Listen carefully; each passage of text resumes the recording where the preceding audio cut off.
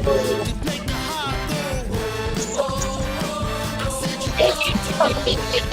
right, all right, all right. Good morning, Dearborn, Michigan. How are we doing out there? All right.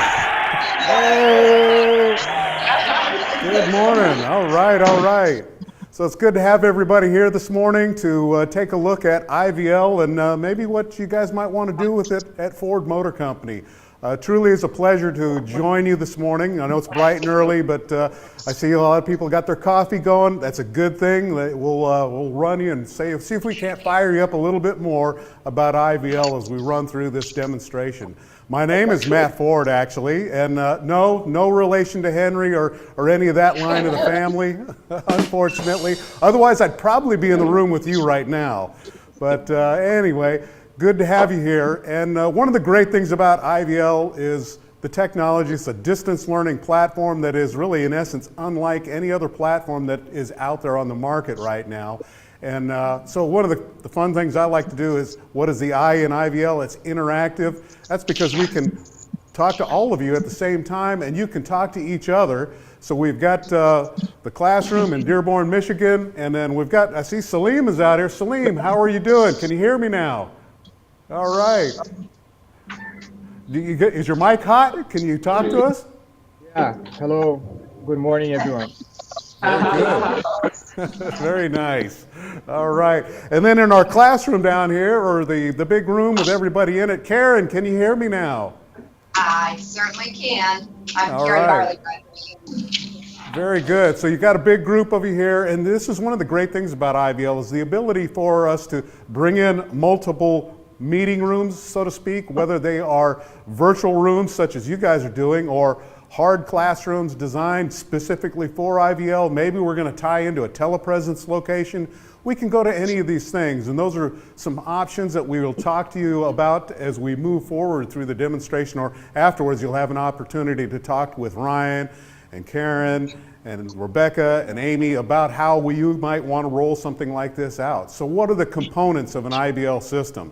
Let's talk about that briefly. So we have, in essence, what we might call the brick and mortar of IVL, which is the control room and the stages. I'm on one of these green screen stages right now, and that allows me to be keyed up over any of the images. We can bring in any background image that we want to at any time. So that's what the green screen stage is all about. The control room, this is broadcast quality equipment that we are able to, in essence, we could run a news show if we wanted to, but we're teaching people how to do their job. So it's a little different role for the broadcast equipment. Mentioned hard classrooms. So we have the ability to construct a structured classroom for you, and that's what we would see right here is the classroom. And we can have students in there with workstations prepared to do specific roles for their job, or we could tie into telepresence locations if we wanted to. A very good way to reuse your existing infrastructure that you have. We'll clear that out. And then, of course, what we're doing right now is we're connecting in via BlueJeans, so we can go to any of these types of devices over it and go out to not just a handful of people, 10 to 12, a standard classroom. We can go out to hundreds or even thousands of people at one time. So this is, in essence, kind of the heart and soul of IVL, how we're able to reach out and touch people. So now we get into the thought of what have we been doing with it? Well, we'll describe what AT&T has been doing recently with it and how they are using it, and then maybe throw some ideas at you how you may be able to use it in your workspace. So let's take a look at what we've been doing on IVL. So right here, what I've got is some network equipment that they would have out there. If you've used your cell phone before, it's gone through equipment just like this. So we can have cameras here on the stage with me. So if you had equipment that you wanted to bring on the stage, have an instructor go through live with it, he would be able to do just what I'm doing right now. Now the great thing about the cameras is that we can go from a kind of a medium shot like this in a little bit tighter, and then say we wanted to highlight this piece of test equipment and what we're going to do with it. We can zoom in on it specifically. So I could run them through, identify, what do we want to do? We want to turn that test back on, and let's see what kind of results we're going to get right now, focusing in on the piece of test equipment. Maybe we're running through and helping them to understand new settings, new diagnostics we need to run. Maybe it's on the vehicles themselves. Then we could pull back out, maybe to that medium shot. We could run them through the specifics of how this fiber optics is carrying our signal through all of these different pieces of network equipment. And then we can super zoom in on this unit ourselves and really highlight every connection point that they might need to worry about. We can pan across, because these cameras are, they're full pan, zoom, tilt, they can do it all in high definition. So you can see the labels on the cables. You could actually read them if you wanted to, pull the part numbers off of them from the back of a classroom if you were in one of those big ones.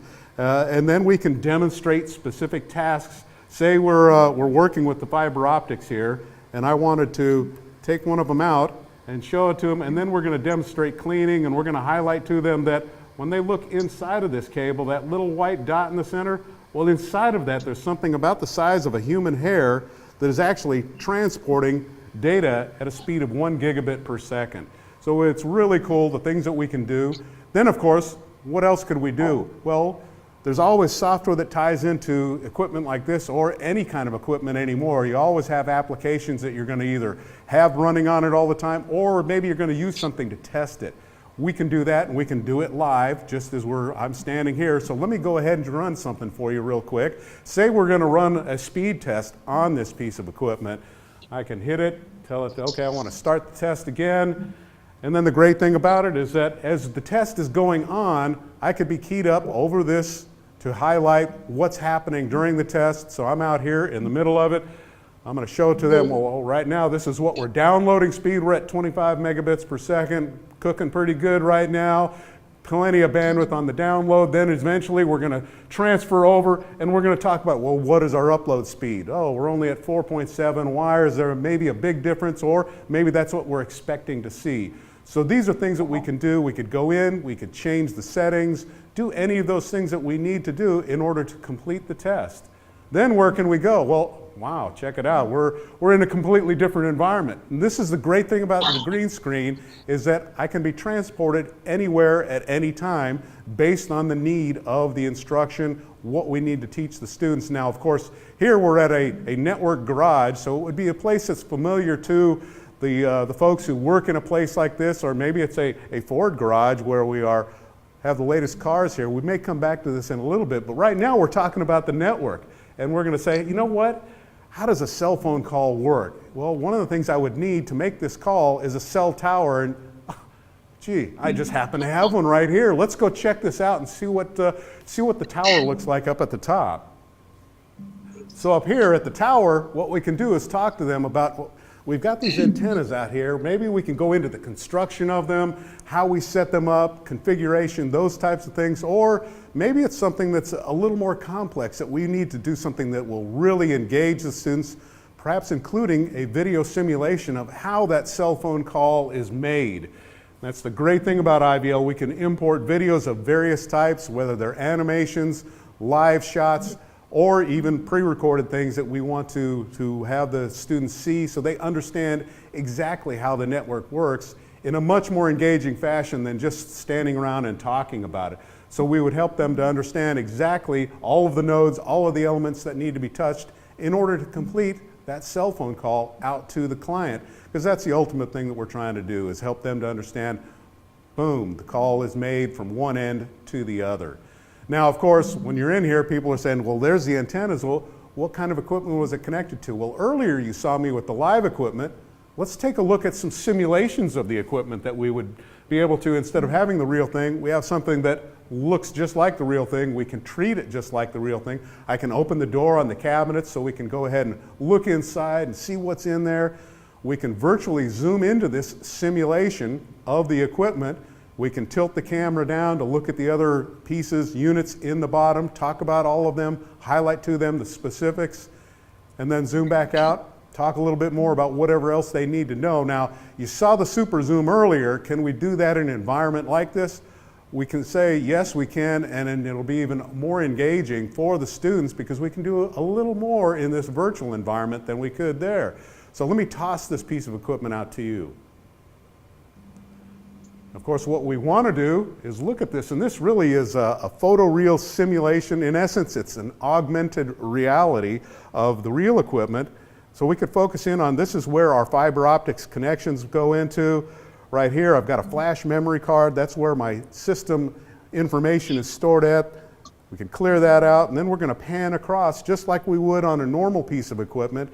And you're seeing this crystal clear, just like the students would see with the real equipment, only everybody gets the same look, feel. You don't have everybody crowding around the equipment. We'll spin it around because this is a 3D environment. We can take a look at both sides of it. And of course, the technician's going to want to know that he's got 4 fan filters here on the back, that he's got a power input over here, and then, we've got another flash card back here. This is the one with our operating system on it. So definitely things he would need to know about. Then we put it right back into the rack and continue on with whatever the instruction was that we needed to highlight to them at that point in time. So then how might we do this in one of your environments? Well, let's take a look. We've got right here, let's go to one of your dealerships. So your instructor could be out here, we could be out on the lot talking about how you sell the cars, doing something like that. Try and picture in your mind's eye how it might be able to be used. Or say, you know what, I want to go inside and see what's happening in the store here, in the dealership. Well, I could be brought in here. So we've got some of the old ones here. That's a classic right here. I wouldn't mind having this one. Or F-150, you can't go wrong with that. And we would highlight to them whatever sales techniques you want to work with. So this helps you to understand that we can go beyond just technical network type equipment training. We can do soft skills. We have been doing that. We've done interviewing, coaching tactics for managers, labor relations. We've run through a lot of different soft skills type training on IVL, and it really works great. And then, of course, you might have some technical type things that you want to do. We could drop in a virtual monitor anywhere we want to highlight what it is that we want to do, and that's going to pop up here in just a second. We're going to have that right here. And so what we're going to do is go into one of your factories and highlight exactly what goes on inside of there. And we could do this pre-recorded, or we could do it utilizing live camera shots from within that factory. So here we are in the assembly line. We could go through whatever piece it is that we want to. I could be pictured out here. Ooh, I've got to watch out for these guys behind me. They're pretty busy at what they're doing. So that's the fun about it, is you can have live action going at the same time you're pictured over it. So you can highlight all of the processes, the procedures that need to take place. And like I said, this could be done in a pre-recorded mode, or it could also be done in a live shot. So that is something that we always want to remember, is that we can do a variety of different things with IVL to make sure that we accomplish the process that we're trying to highlight here, which is how's that truck making it from one end to the other, going through this whole process. Now, of course, we see this, and you've seen these augmented realities, so to speak. Well, could we do that for Ford Motor Company? Could we take you to a place that really highlights what's going on? And here we're going to go right in, and whoa, we've got a custom-built garage for you where we've got a couple of your Mustangs. I see Salim has one on the back wall of his office. Nice image of a Mustang, so we could talk to them specifically about those things, create different environments for you, whether it's a workshop, an office space, whatever it is that you want to look at, how you want to handle it. We can do that on IVL. Just depends on what your needs are with the client. So this is something that we have done and can continue to do. So where could we take it from here? Well, we could go to other locations and check something else out. So let's do that right now. Whoa, we're heading off to the IVL Galaxy headquarters. And Buck Rogers is traveling through that, or is that Buzz Lightyear? I'm not sure exactly, but I'll tell you this, that is no moon out there. We got to watch out for that. So one of the other things that we can do is highlight to you, well, we can bring documentation into a broadcast where we can highlight, oh, hey, we've got the latest on the Ford Mustang, and I can go through it and actually run through this document and highlight to them the specific things that they need to know about it. Say it's changes to some existing documentation, it's things that we need to know and understand about the car, whatever that instrumentation is or the information is that they need to know about, we can highlight it here within this type of an environment, bring it to the students, and they could be pulling it up at the same time on their devices, whatever it might be, whether it's an iPad, a laptop, those kinds of things. So we can bring them into these environments, help them understand exactly what they need to know for what it is that they're trying to learn. Now, that's the great thing about IVL, is that we can do a lot of different things, and some of the things it's like, man, that's cool, gee whiz, and why do we want to do some of those things? Well, it's to engage the students, and that's one of the biggest challenges in the learning environment, is engaging students. But when you can get them more engaged in a classroom with tools like this, what does that do? Well, as they're engaged in it, they're paying attention, they're looking, what happens? They start retaining that information. It soaks in a little bit better because they're focused in on what's happening. What's he going to do next? What is he going to highlight to me? When they're focused and learning those things, well, then they become a better employee. You become a better employee, you're more productive. You're more productive, the company profits go up, and that's a good thing for everybody. So now, what do we want to do? But one of the things that we always do with classes is we want to make sure that they really are learning what they need to do. So we can do assessments online using specific tools, or we can have a little more fun with it, because this is IVL, and we want to do that. We can make it a little more interactive. Whoa, we're going to have the game show going here right now. Give you an idea, and of course our categories could be anything. It could be the Ford Mustang, the F-150, it could be whatever, the engine and power plant, whatever those types of things that you want to assess them on. We've got some samples here for you, and we want to throw a question or two at you, so we could do it in a standard way. Say in movie trivia for 100, we're going to cover a specific text-based question, the first non-human to win an Oscar. And I'll give you a hint. It's not Lassie, and it's not E.T. So who might it be? Go ahead. R2D2. R2D2. Excellent choice, it's Mickey Mouse. That was a good choice. I mean, R2D2, that's a new one. I don't think we've ever had that one said to us before, so that's pretty cool. Very nice. Now, one of the other things that we like to do is give students the audio and visual added into the text. So what we want to do is throw one at you called band names. We're going to show an image to you and have a little soundtrack to go with it. Who is this? That is Drake. All right, very good. The Rolling Stones, of course. And so this is how we can run people through and have you really engage. You could make that an audio-visual daily double, whatever you want to do in the classroom. Keep the numbers rolling so you know who was first, second, third, if those are things that you like to do to make it a fun and engaging environment in the classroom for the students, whether they are in a physical classroom or in a virtual one. Now, of course, there are other games that we could play that if you want to, we can try, how about Millionaire for IVL and for Ford. So, when was the Mustang first introduced? Is it A, 2015, B, 18? So, what's your answer?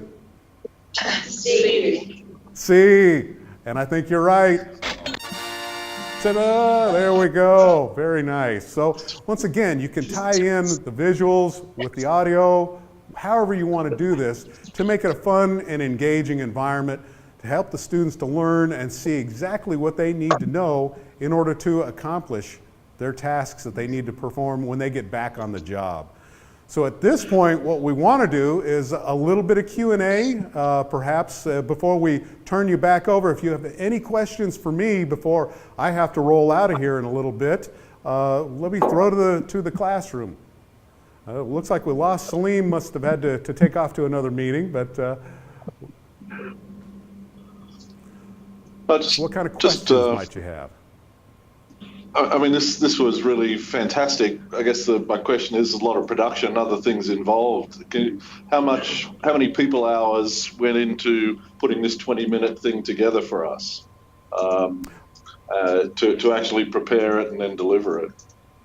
That's a good question. I mean, this is something, it's a brief little rundown that we have. It didn't take us very long to put it together. Some of the things on the backside took a little longer, like those 3D sets and that. So those are things that you would have to plan into a delivery. One of the great things about IVL is that for standard classroom technology or classes that we deliver, we've realized that when it comes to the training materials and those types of things, it really is no harder to do than standard IoT. You do a few adjustments, then you bring it to life. And if you want to have some of those really nice backgrounds, a 3D environment, then you would need to plan in a little more time to put that together. But really, it's not that hard to do. Well, And on the backside, are you able to quantify that a little more for us? Because you were totally in sync with the tech. He was anticipating you. You're obviously scripted and so on. So to me, there's a fair bit of prep going into it. So it'd be nice to quantify that a bit more for us. We'll do a little more deep dive into that conversation because it's probably the most important subject with regard to designing and delivering that. And Matt, we'll dive into that in a little bit. Yeah, Sure, yeah. Just as far as ratios and who's the talented involved and how does that talent get skilled up, so on and so forth. We'll dive into because that was some of the things we ran into before when you were here a couple of years ago, and the capital investment for the studio part, and then the people investment to actually make it happen. Right. Yeah. I've got a comment question. First off, I echo Greg's comments. This is fantastic. This is really, really cool. It brings me back to my visits to Disney, right? That's that neat. But very good. I'll ask a different question. Just sitting down here at the end of the table, looking at the hardware aspect of it. Now, is that thing I see on the box, is that a projector, or are we projecting up here, or? No, that's your camera. Yeah, that's okay. So it's not it almost looks like a dual camera versus. So. Yeah, and this camera can handle Zoom, but typically for a classroom setup, we would use this type of hardware, but for this type of demo, it's much easier to travel with this than what we would typically install. Normally, you would have a Polycom type mic setup, a little more advanced technology. The camera would have a much greater zoom and tilt capability than what this smaller unit would have. So is this setup then is primarily for instructor-led, or can it translate onto the web through I'm sure it can, but. Yeah, this setup here is basic conferencing technology. Okay. And we're going over Blue Jeans for this particular delivery right now. Good. Which kind of shows you, we just kind of threw this together. When I say threw this together, if you just all of a sudden want to deliver to a location, as long as you got good, internet capability, you want to deliver to a location. We brought in a camera here to be able to connect back to the broadcast center. And I don't know, for those of you that maybe did not hear this, Matt's in Dallas. He's actually in the broadcast studio in Dallas. That's where the control room is, and that's also where the stage is. And that's why he's going to be leaving us soon, because there's going to be another class that's going to be starting here in about 5 minutes. So, and this maybe before we go to the next person in the room, I see Asia Pacific and South America on the line. I'm sure there are others. Any questions on the phone?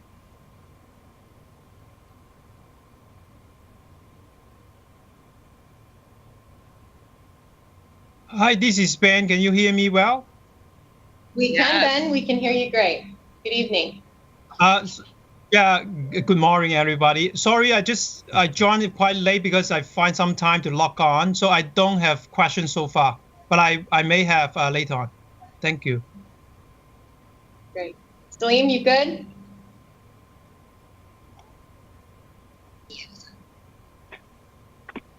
All right. Mrs. Bridget, no questions for me.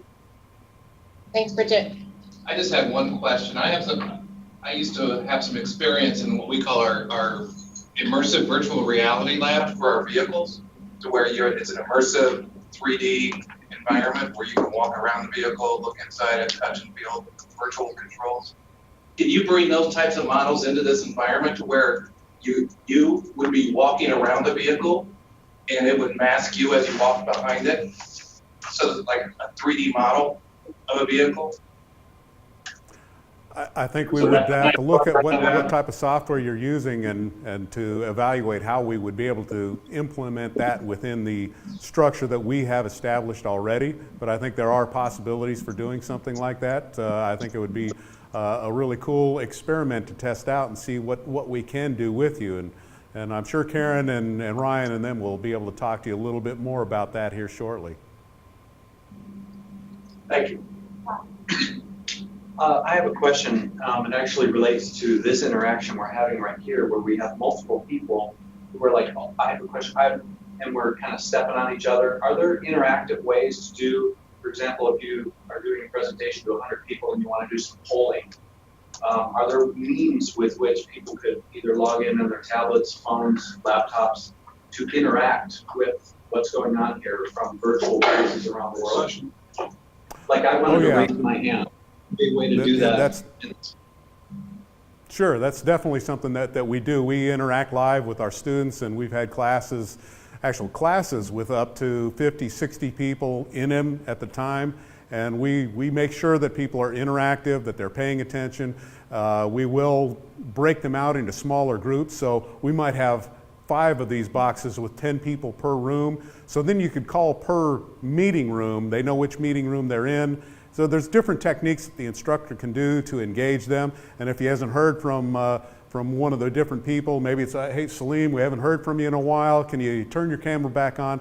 One of the things we like to do is tell everybody to leave your cameras on, because if they know the camera is on all the time, they're going to be more attentive to what's going on, because we can bring them up just like this. Nicely done, Salim. I like it. And they will be there for you when you need to, because that's one of the things that you see with a lot of distance learning platforms where you don't see the students. It's harder for the instructor to interact and get that engagement going. If you have something like this where you have them pictured and they're up all the time, then you can really engage them and have a nice interaction. We've done role plays over where you have people here or in a larger room like you're at, where they're doing role plays live for us during the class. One of the other things that didn't come up yet, but did want to highlight to you, that we're talking about this in a learning context. One of the things that has also been done with AT&T is doing group meetings via this, and then also town halls for different vice presidents, whoever. They have a large group of people that they want to bring together either once a month or on a quarterly basis to bring new information to them. We had a small business solutions group that ran a broadcast over 2 days, and at their peak attendance during the 2 days was 3,400 people. And they were online, and they were actually had their new iPad Pros. They were teaching them at the same time they were delivering a broadcast update of where their business was at, what they were doing, and then highlighting, hey, these are the new tools that are coming out to you. This is how you use them, and you can be more effective. Then this last year, when they did it again, what happened? Well, they decided to take it to the next level. They said, okay, now that you have these new tools, we're showing you how to do it. We're going to take a 1-hour breakout session. We want you guys to brainstorm on your sales techniques and then videotape yourself. So then we had them send in the videos. We went through them and found the top 5 and then rebroadcasted them before the end of the day. So these are things that you can do on this to make it a really fun and engaging environment. There's different techniques for the instructors that you can train them on to help engage the students. So I hope that answers the question. Got a little wordy there, but it was a lot of fun to kind of highlight and show you what we can do. So in Ford, we use WebEx a lot, which has the capability to do polling. Yes. Remote polling and whiteboards. Is that also something that you've done here? Absolutely. We could use WebEx. We just happen to use BlueJeans because that's the tool that was chosen here at AT&T. But we've used Skype, we've used WebEx in the past, just testing purposes. Whatever type of tool you want to use, we can connect into it and then display it like this, the same way you would with WebEx, and to make it a fully interactive, make use of the existing tools and infrastructure that you have to make it a more cost-effective solution for you. But one of the things that we do have that's great is having the technical director behind the scenes who's controlling all these things for me. It's just one person who's back there, so it makes that more cost-effective. It's not like a newsroom which would need 7 or 8 people to control all the equipment. So I have him in my ear all of the time. And I'm getting a cue from him right now that it's one of these. It's time for me to wrap it up. So what I'm going to do right now is turn it back over to you guys. You can talk with Karen, and then what Ryan is able to do, he'll drop off of the bridge he's on. We pictured you guys both in different windows just to show you could have multiple rooms tied in at the same time. So what he'll do is he'll be able to drop off the bridge he's on, jump onto the other one so Salim and whoever else is on there can continue on in the discussions with you. So what I want to do now is sign off and say thank you much for joining us this morning. Really enjoyed being with you, and we'll look forward to talking to you in the future. Thanks, Matt. Thanks, Chris. Thank you. All right.